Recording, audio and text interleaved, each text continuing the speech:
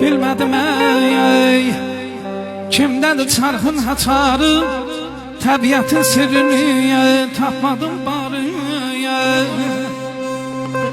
Sədaqə islanıb, əl açanları varlanıb, özgə gülər görmüşəm. Sürdüm, əmrətimi sürdüm uzağa. Sürdüm əmrətimi sürdüm uzağa. Ötdükcə baxmadım, baxdım qabağa. Axır gəlib çıxdım, qəbirstanlığa yatır bir məzarda səfər görmüşəm.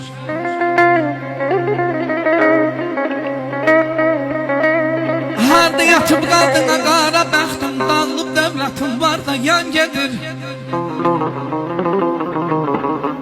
Harda yatıb qaldın qara bəxtim, dağılıb dövlətim var da yan gedir.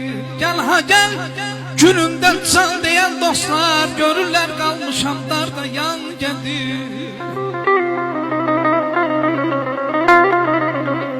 Günəşi gündüzüm olubdur gəncəm, əqlim itirmişəm, dönmüşəm ki zamanayam. Günəşi gündüzüm olubdur gəncəm, əqlim itirmişəm, dönmüşəm gecə. Allah'ın gözündən düşmüşəm necə, əcəl yaxın gəlmir, gör da yan gedir. Məxdin yatıb işin nəslimə zahir, bəxtin yatıb işin nəslimə zahir, dostlar da ülfətin kəstimə zahir. Köz belə dünyadan bəxtimə zahir, yapalaq bəyənmir sarda yan gedir. Əzim bir də mən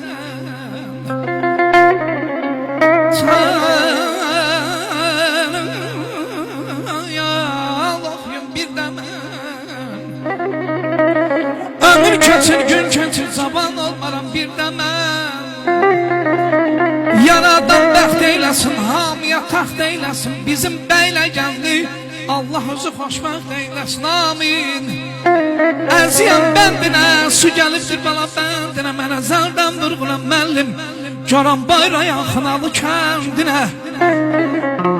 Əzim biz gələk, dərə təpə düz gələk, gün gün olur, o gün olsun, bir nəvən olsun, oğul nəvən olsun, onun kiçi toynada, dostlarla, qohumlarla, biz gələk,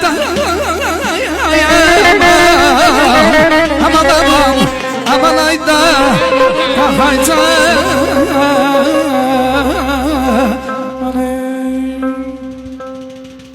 Məhəmməd görən boylu, eşq olsun.